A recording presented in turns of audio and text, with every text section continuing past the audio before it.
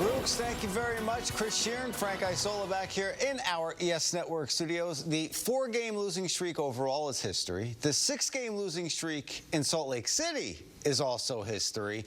And Frank, the Nets really needed this victory tonight to end this skid. I think what you saw tonight was one of the best games that Kyrie Irving has ever played in a Brooklyn Net uniform under the circumstances.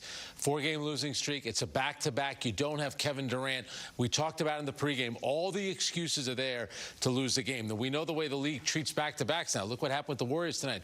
Their key guys didn't play. Kyrie Irving was out there playing. And if you thought the 21 he scored in the fourth quarter last night against Phoenix was impressive, you ain't seen nothing yet, because what he did tonight was much more impressive. They needed all those baskets. The huge three that he hit when the game was tied at 102 was massive for him. That was the biggest shot of the game. He carried them 21 points in the fourth quarter. He finishes with 48. I like at the end when he got his 11th rebound. He stood there. Colin Sexton could have fouled him. He decided not to. Kyrie dribbles the ball over midcourt. Could have gotten a cheap 50, but Kyrie said, you know what, the battle and the war is over, and that was it. He's going to sit at 48 points. But that was a brilliant performance by a terrific offensive player. And you look back now, 24 hours earlier, it's almost as if that fourth quarter really got him started, because now think about what he's done over the last 5 quarters. He has scored 69 points in 5 quarters. Pretty good. Yeah, the first 3 quarters last night in Phoenix, 3 for 16, and he talked to our Megan Triplett just before on the floor about settling in and getting shots to fall early. And Frank, his confidence just kept growing and growing as the game went. 100%. And we talked about this without Kevin Durant, what has happened to them, where the offense has really struggled. 30th in the league in offensive efficiency. That was not the case tonight. Kyrie, I mean, look at this shot making. That's good defense. That's just a guy. And this one, we'll get into this one in a little while. That Kyrie Irving shot, that looked a lot like Michael Jordan from 1998 with the pull-up. This is a deep 3 in transition. Beautiful shot right there. And again, just drawing contact, not getting the foul, but still managing to convert. And again, Kyrie coming off a screen. At some point, and Will Hardy knows more about basketball than I do, that was the shot at 102. How about double teaming Kyrie and getting the ball out of his hands, making somebody else beat you? Now you have Walker Kessler on him, the rookie. He doesn't want any part of Kyrie Irving. He backs off, and Kyrie knocks down another long 3, which made it 111-105. Now here's what you were talking about. Since the fourth quarter last night, 26 of 40, 10 of 19 from downtown, 69 points. And how about this? 15 of 21 in the last 2 fourth quarters and 42 total points. And they needed, and this is a night when you needed Kyrie Irving to show that he's one of the most talented offensive players in the league. But what else did he give you? And Megan mentioned the line at the end of the game. 11 rebounds, 6 assists, 4 steals. Doing everything tonight. But those baskets late, the Nets outscored with the game tied at 102, and Kyrie knocks down that 3. That starts a 15-4 run to end the game in the final 3:01. That's getting it done on the offensive end. How about some of the shots that Seth Curry made? You're going to leave him open. He's going to knock him down. But also got it done defensively. Nick Claxton had a big game, but make no mistake about it. You know, there's a reason why the guys that can score get paid the big bucks. And tonight, Kyrie Irving showed why he's one of the highest paid players in the league and has been one of the better offensive players in the league on a night when they desperately need it. Again, for me, one of the best performances he's had with the word Brooklyn on his chest. Yeah, and that's a very fair point out of you right there. And he had a tag team partner tonight, and you brought him up, and that's Nick Claxton. He really announced his presence with authority in the first half, and that continued in the second half. Yeah, and I think he's had a couple of subpar games on this trip, and he got it started early tonight with that dunk that he had on the rookie for the Utah Jazz.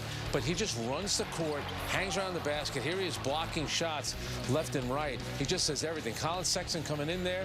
What's going to happen? Nick Claxton going up with his left, but blocking the shot with his right hand. And again, good pass by Ben Simmons. Nick Claxton, what does he do? He always hangs around the basket. This was the one late when they were up by 3 points. That turned into a Seth Curry three-pointer that made it 108-102. Yeah, finishes with 20 points, 8 of 9 from the field. He finishes with 5 rebounds, and Kyrie with 11. He also finishes with 4 blocks. So he's the longest streak with 3 or more blocks since 2005-2006. Claxton with those 4, as we mentioned tonight. Hassan Whiteside, since 05-06, he has the longest streak at 13, but Claxton looks like he's unstoppable right now. Yeah, and you know, kind of similar to Marcus Camby, the way he was could be aggressive. Yeah. And you look at Serge Ibaka, they used to call him Ibaka. That's when he played with Kevin Durant with Oklahoma City. They had that young team with Kevin Durant, James Harden, Russell Westbrook. That was a fun team which made it to an NBA Finals, lost to the Miami Heat and LeBron James. All right, Frank, let's go to the keys to the game tonight, and that's field goal percentage and three-point percentage. The keys to the game, the Nets' field goal and three-point shooting, they really did a great job shooting nearly 54% from the field and almost 44% from downtown. Those are each the best totals for the Nets in the 5 games since Kevin Durant was forced out of action with an injury. And look at the free throws. At halftime, it was 17-4 for the Utah Jazz. The Nets then took 16 free throws in the second half to only 6 for the Utah Jazz. How about that? Do the officials get box scores at halftime? What? Do the officials get box scores at halftime? She talked to the assistant coach of the Nets, and he had code word for we're not getting calls. And he said, we need to do a better job of defending without fouling, which is also a way of saying they're going to the free throw line a lot. Believe me, at some point in that game, and I'm not saying Jacques Vaughn was nasty about it, he told the officials 17-4 free throws. They're being aggressive, we're being aggressive. What's the difference? They've taken, at that point, it was 13 more free throws. The scales of justice at the free throw line. But to be fair, the Nets were even more aggressive in the second half. A lot of those, going to the basket, Kyrie Irving being aggressive, Nick Claxton is always around the basket. Really a terrific win, a game that they needed, which really sets up a fun game for Sunday. I know we'll get into that in a little while, with both teams now coming off a win. Golden State tonight in Cleveland, Kyrie Irving and the Nets tonight in Utah. Sunday night should be fun. And when we come back from break, we're gonna take a look at what we were talking about earlier about the Kyrie Irving shot, Michael Jordan. And the funny thing about that was, Frank and I were sitting back there saying, wasn't that the spot where Michael hit that shot? Right before Kyrie took the shot. Right before Kyrie did it. We're gonna take a look at that and much more when we come back here on the Brooklyn Nets postgame show. We've got plenty more to come, including hearing from Jacques Vaughn and his team's big win ending their 4-game losing streak. We're going to take a look at full game highlights, and we will also get player reaction with Megan Triplett. We'll call the segment, Who Scored It Better? How about that? There you go. Well, you're always thinking. Producer over here. Who wore out the defender better?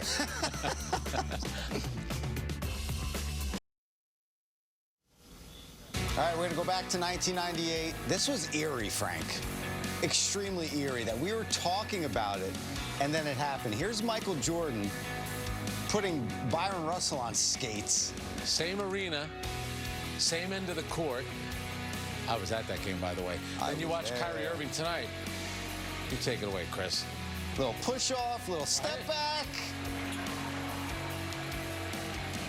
Now, the story is that Dick Bavetta, the referee that day, eventually told Jerry Sloan that was a push-off. So I wonder if the refs tonight, a year from now, will tell Will Hardy that might have been a push-off. That was not a push-off by Kyrie Irving. Report. And by the way, we don't need anybody telling us that one happened in the finals and one happened in the January game.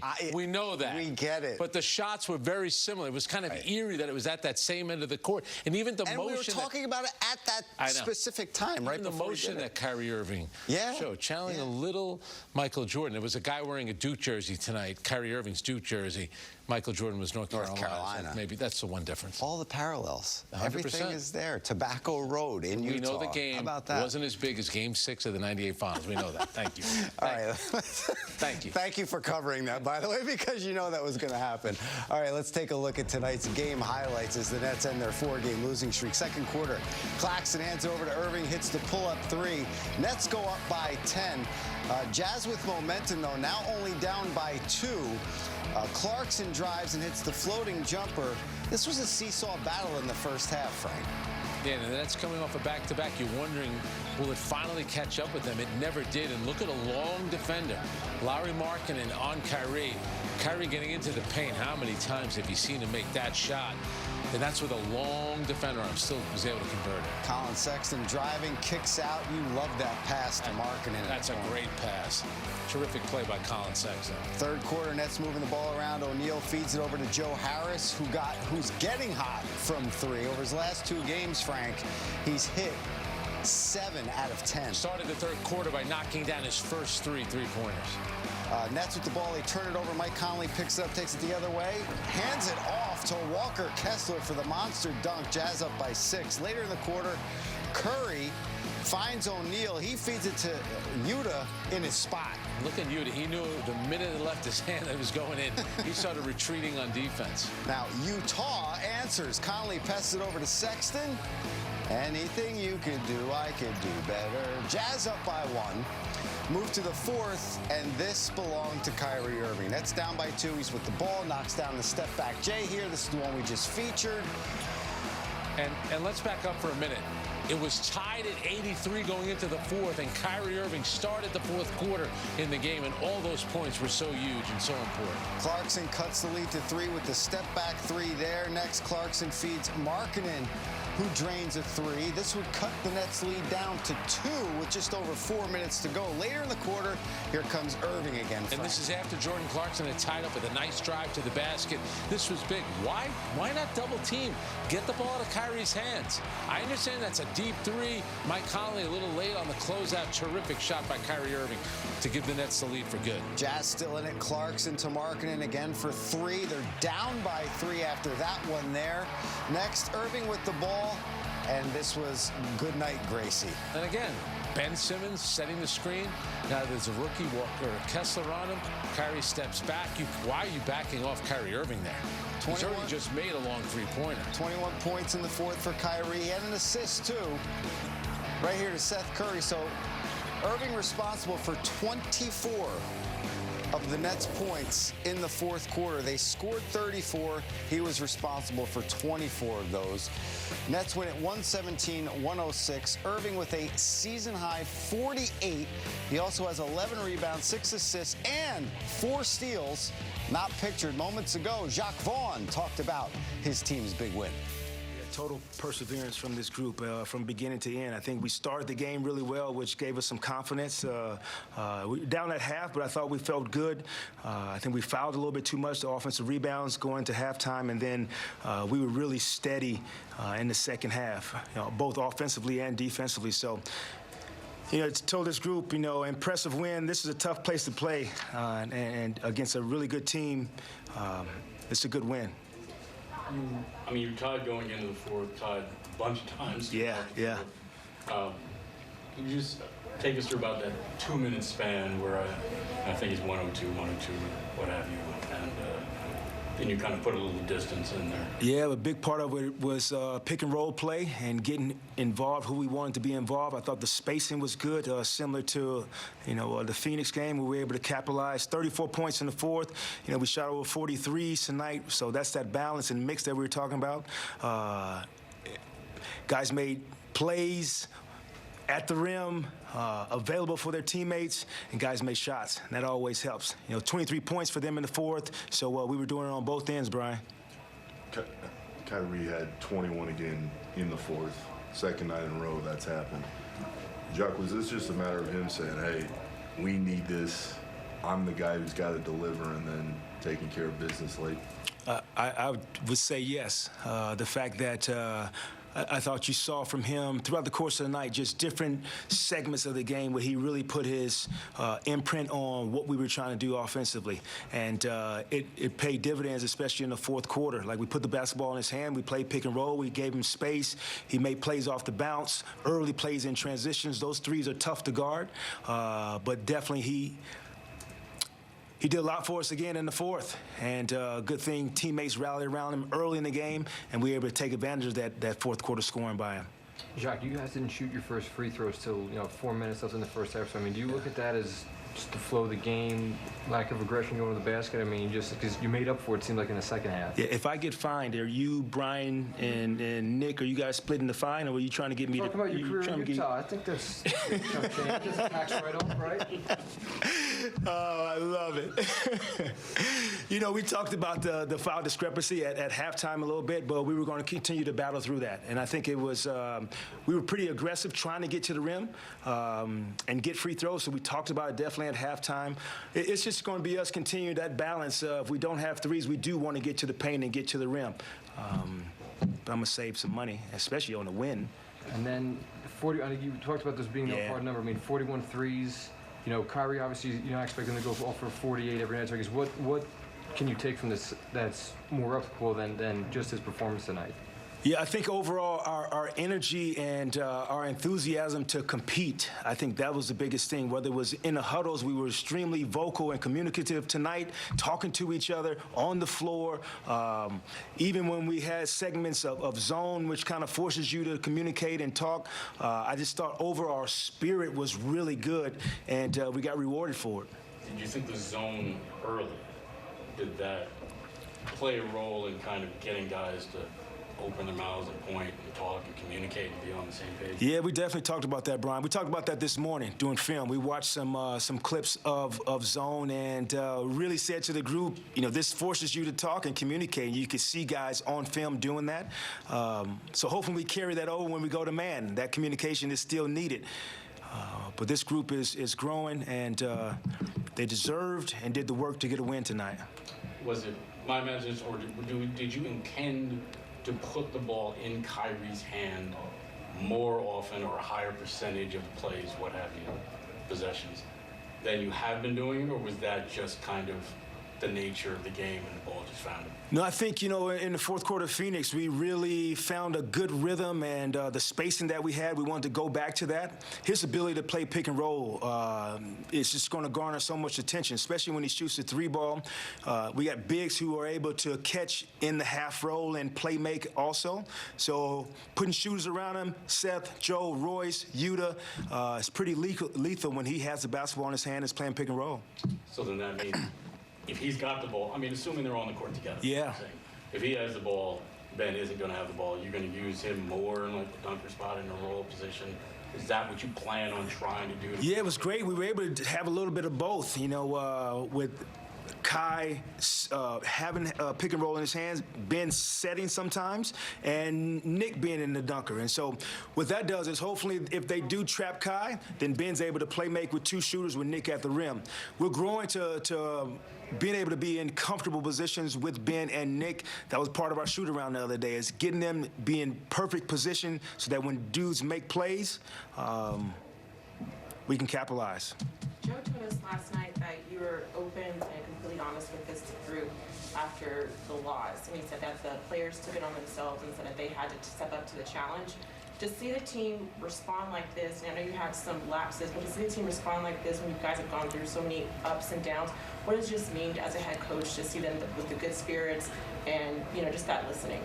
Yeah, we talked about, challenges are inevitable in your life in basketball, and defeat is an option. And so we decided not to take the option of being defeated. With our spirit, the way we responded to my message, to the honesty in film, they really took it upon themselves to hold each other accountable. I think you really saw that throughout the course of the game, on the floor, in huddles. And that's what you want from growth from this basketball team, is that's when you communicate and you hold each other accountable, then I can do all that other stuff. Jacques, the past 4 or 5 games, Nick's free throw attempts have gone up. You see teams going out of their way more to hack him a little bit.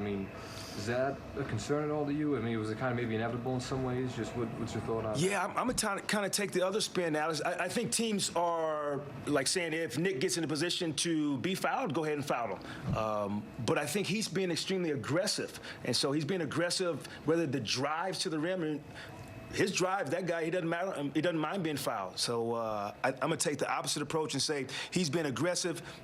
You've seen him in multiple games now, fake DHOs, go to the rim and dunk. He drove Kessler multiple times tonight, so he's not afraid to get fouled, and he's stepping up and shooting them.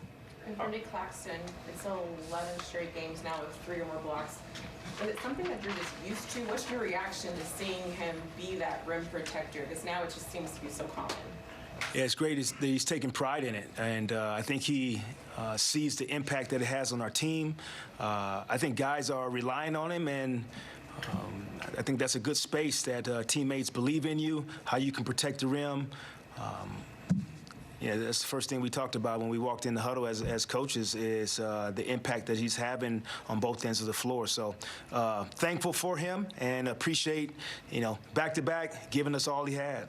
Those guys are prideful in there, and they obviously weren't going to be happy about ever losing 4 in a row. But, do you think they were particularly tired of hearing us ask them about, okay, you haven't won a game without KD? Do you think that at all played into their minds coming into this? That was interesting. I think overall, I didn't ever address it as a coach with them. My thing was moving from game to game and being able to give all you have in that next game.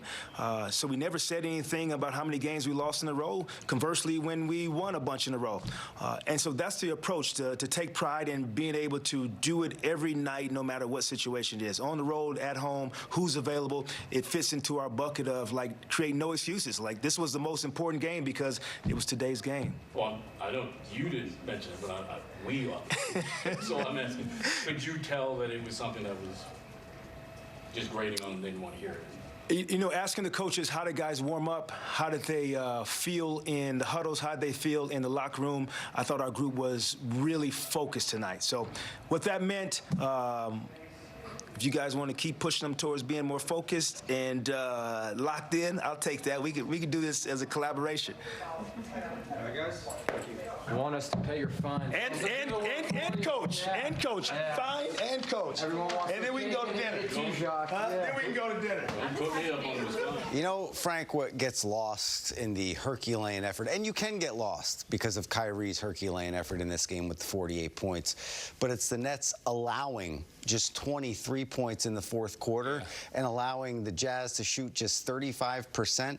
Jazz as a team scored 23 in that final stanza, and Kyrie has 21. Yeah, and I think also, you look now at a lot of these games when they're played, especially when teams play back-to-backs, and I think the media plays into this. I think sometimes the fans do, certainly the players, the coaches, management, where they make it seem like it's this unbelievable, impossible chore, like we're asking the players to climb Mount Everest. And I think, Jacques Vaughn, the message that he gave before the game, it's about to, let's go out there, let's compete for 48 minutes, let's go out and try to get a win. Everyone's going to play tonight. It was he set the right attitude before the game. It's all hands on deck. We need everyone to play. Everyone needs to contribute. And you think about two of the guys, Kyrie Irving during that 12-game winning streak had played really well. He has 48 points. Look at Nick Claxton tonight. He was a plus 29 in the 37 minutes that he played tonight. Think about the contribution that he's making, and those were all the starters. So last night the Nets were getting blown out. They battled back. They made it a one-possession game. They fall short. It was going to take a bit of a miracle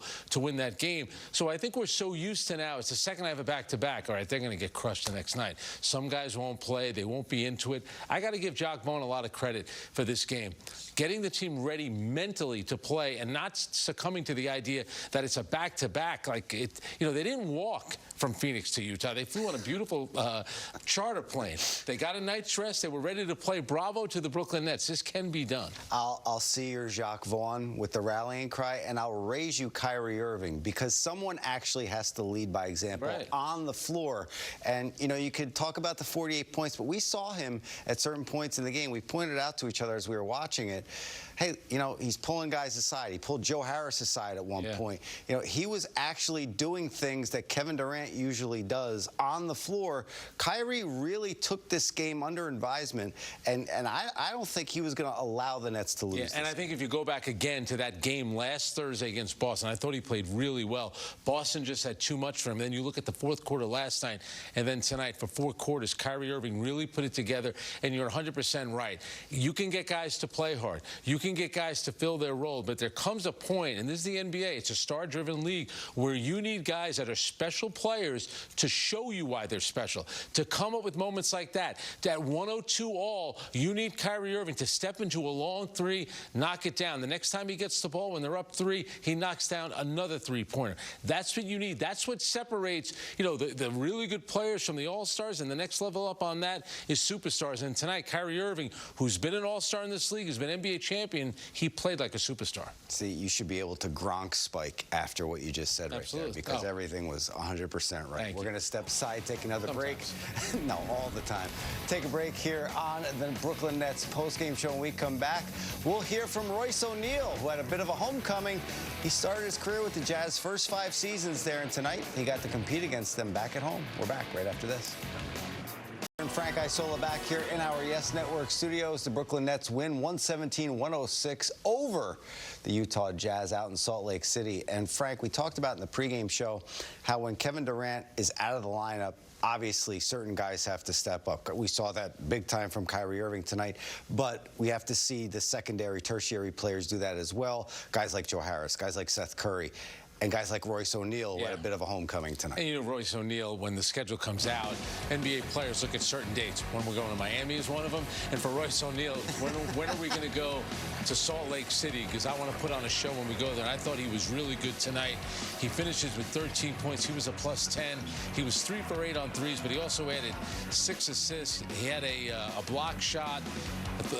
I thought defensively he was very good, and he was active. And you know, he's been a solid role player for them all year, so you don't expect anything different from Royce O'Neal. I thought he really had a nice game tonight. Frank, you mentioned the numbers, and what you don't see on there is what Frank mentioned about defensively, what he does for the Nets on a night-in, night-out basis. And moments ago, O'Neal met with the media. Royce, for you, what was it just like being back and seeing that tribute video at the beginning of the game? I mean, it meant a lot. A great feeling. You know, all the love they showed. You know, was here for 5 years. You know, had a lot of great memories here, and you know, just to feel that welcome back meant a lot. And you guys snapped this 4-game losing streak. What can you just say about the way this team was able to kind of respond and rally together, and especially that late in that fourth quarter? I think just us locking in, you know, from the beginning. We set the tone early. And in the fourth quarter, I think, you know, our rebound and defense, you know, we turned it up a notch, and, you know, got easy baskets on the offensive end, and we just moved the ball. Kyrie was dominant in the fourth quarter, 21 points. What can you say about the impact he had on offense tonight? I mean, that's what he does. I mean, he's been doing it all year. You know, right now he's leading us, and, you know, we're following his lead, and, you know, we're trusting him, he's trusting us. So, I mean, just to see him go off like that is always special. Was there a point in the game at all where you could just tell he had it going? I mean, yeah, from first half, what he had, like 20? Or, yeah, I mean, you know, and then, you know, just throughout the game, him just getting to the spot, knocking down, you know, tough shots, and, you know, the shots that you would practice. So. Royce, when a guy has a role like that, what is it like running down the floor, finding him and knowing that it's probably going down? I mean, special. I mean, he's doing it night in, night out. I mean, just, you know, like I said, he's leading us, and, you know, we got his back, supporting him, and he's finding us when, you know, he gets double teamed or getting to the lane and don't have a shot. So. When you talk about him leading you, I mean, obviously, he's a great scorer. I mean, when a guy that height, whatever he is, six whatever, is getting 11 rebounds, he's taking multiple charges early in the game, throwing his body around. I mean, just what does that do when, you know, the guy who's the best player out there is performing like that? It does a lot. I mean, it sets the tone. You know, just shows how much he wants it, how much he wants to win, and, you know, he's doing the little things that counts. I mean, you know, him taking the leadership right now, like Kevin's out, and then, you know, we, you know, be supporting him.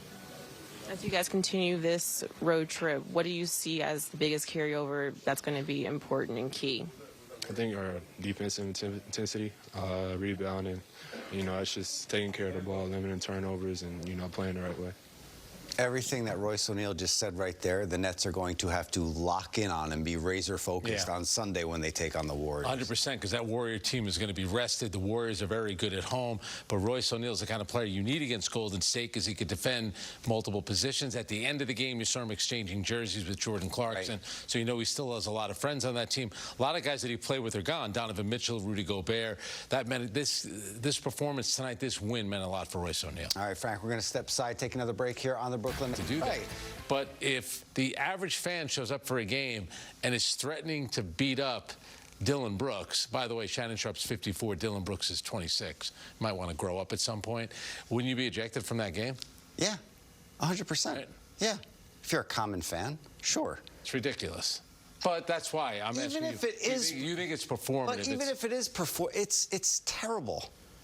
Dylan Brooks is 26. I mean, you're going to the game. I get it. You want to have fun, but that's fun for a 54-year-old guy to be trash-talking a 26-year-old guy on the court. That's fun. We need a timeout. In fact, we need to take leave Dylan Brooks alone. And Dylan Brooks, by the way, is one of the toughest guys in the league. That's the one thing about that Memphis team. They are cocky. They do talk a lot, but they back it up. They got tough guys on that team. Between Dylan Brooks, Desmond Bane, John Morant, and notice how nobody messes with Steven Adams. No. Shannon, when Steven Adams They got walked Steven toward Adams away from him. Shannon Sharp completely ignored it. Yes. He kept looking at, I want the little guy from Canada, Dylan Brooks. Steven Adams from New Zealand, get out of here. I'm no part of you. All right, we're going to step aside. Maybe What's Frank. that dance that they do in New Zealand? I forgot. Polka? Something like that. We'll look it up in the break. Frank and I will not be going to fisticuffs like old school guys here in the break, but we'll hear from Seth Curry Leave the when players we come alone. back right after this. We featured Seth Curry in the pregame show about his month of January so far. That continued tonight as Seth came off the bench, had 10 points, 2 of 6 from downtown. He had 4 rebounds, 3 assists, and moments ago, he talked about this win with the media. Seth, what would you say was important tonight to see you guys and what took to close out the game? First of all, I mean, Kai making big shots for us. When you got a guy like that who's you trust with the ball in his hands, making big shots, and not only that, he makes some unselfish plays. Obviously, give me a couple shots in the corner. So that was just a team effort on defense, obviously. But Kai was got put in good positions to make plays, and he knocked down a lot of huge shots for us.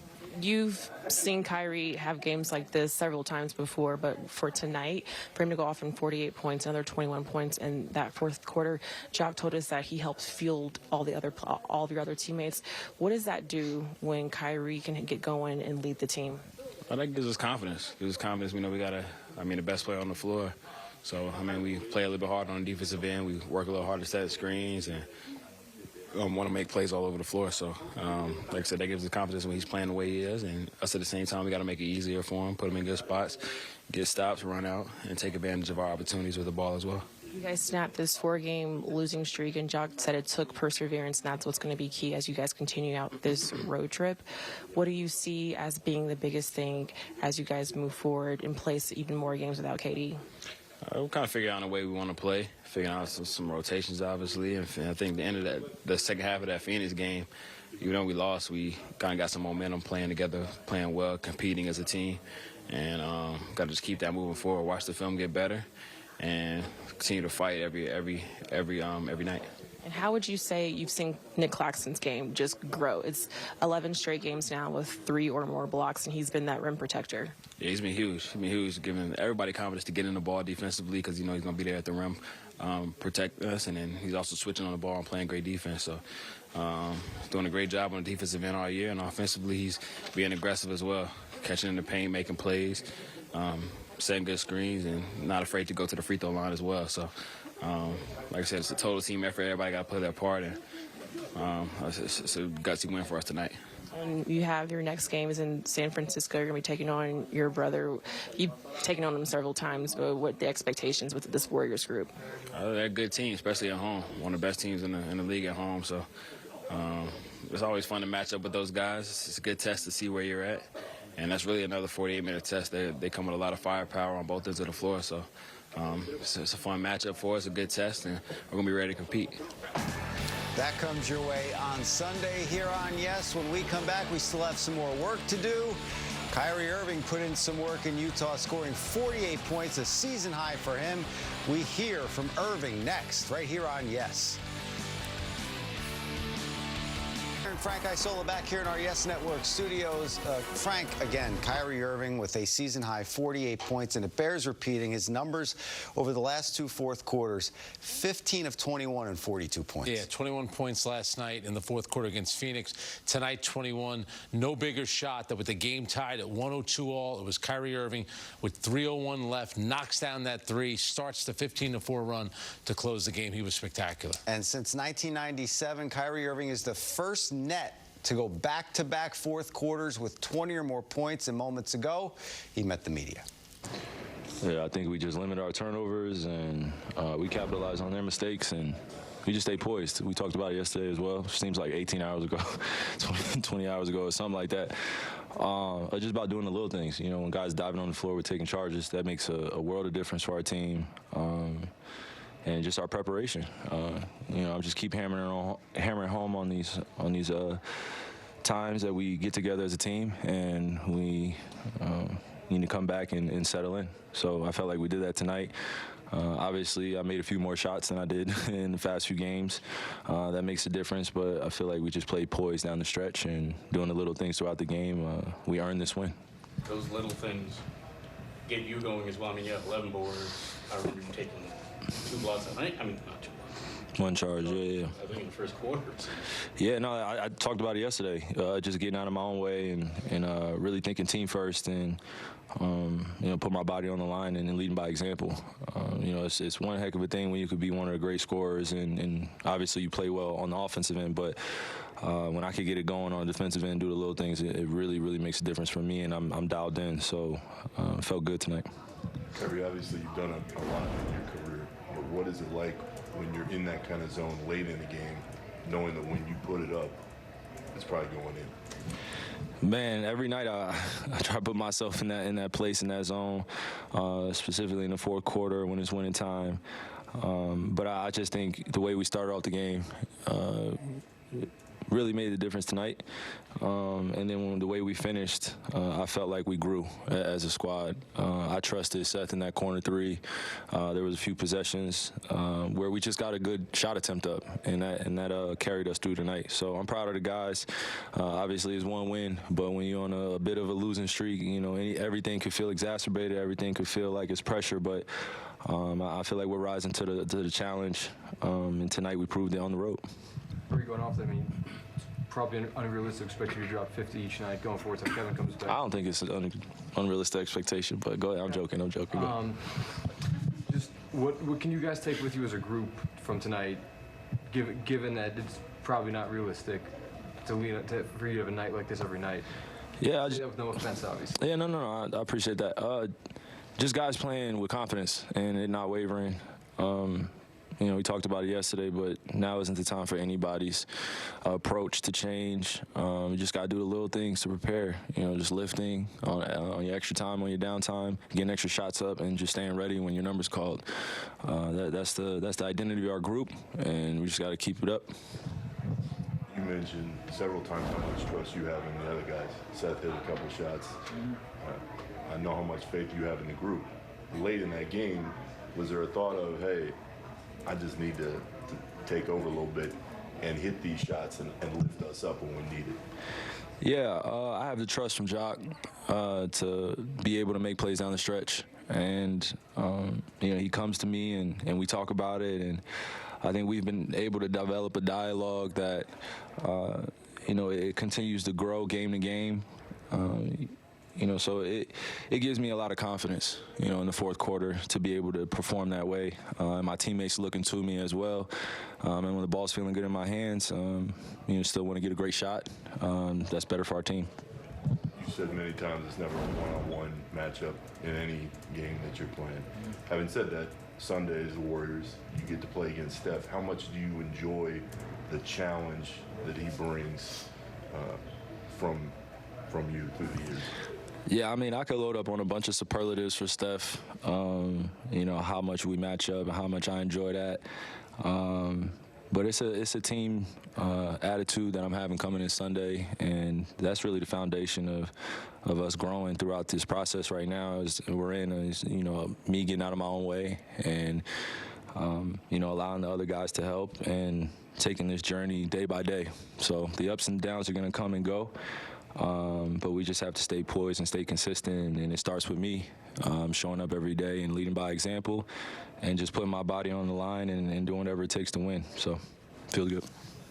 Frank, we talked about this earlier in the postgame show. Sunday, they're going to face a rested Warriors team. We heard Seth Curry say how good his brother's team is in their own building, and the Nets are going to find out about that. And every team treats everything differently. The Nets do have a winning record. They went into tonight, second night of a back-to-back. Their guys played. Sunday will be 3 games in 4 nights. The Warriors, after an overtime loss last night, decided to rest their 4 players: Andrew Wiggins, Draymond Green, Klay Thompson, and, of course, Steph Curry. They were assuming Irving, they'll all be available for Sunday, which should be a lot of fun. It's unfortunate that Kevin Durant can't play in that game because two of the banners hanging in the Chase Center are because of Kevin Durant. But Kyrie Irving has a history there. The biggest shot in Cavalier history was produced by Kyrie Irving, beating the Warriors in Oakland, obviously across the bay.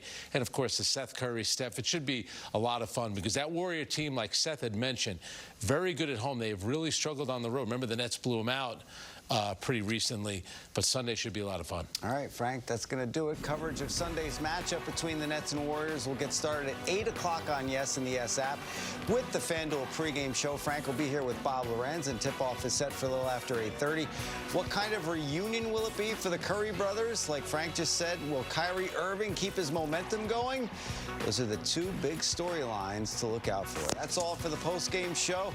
Once again, the final score from Utah: Nets 117, Jazz 106. Kyrie drops a season-high 48. And Brooklyn puts an end to its 4-game losing streak. Now, for Frank Isola and our entire Yes Network team, I'm Chris Sheeran. Thanks for joining us. We'll see you next time.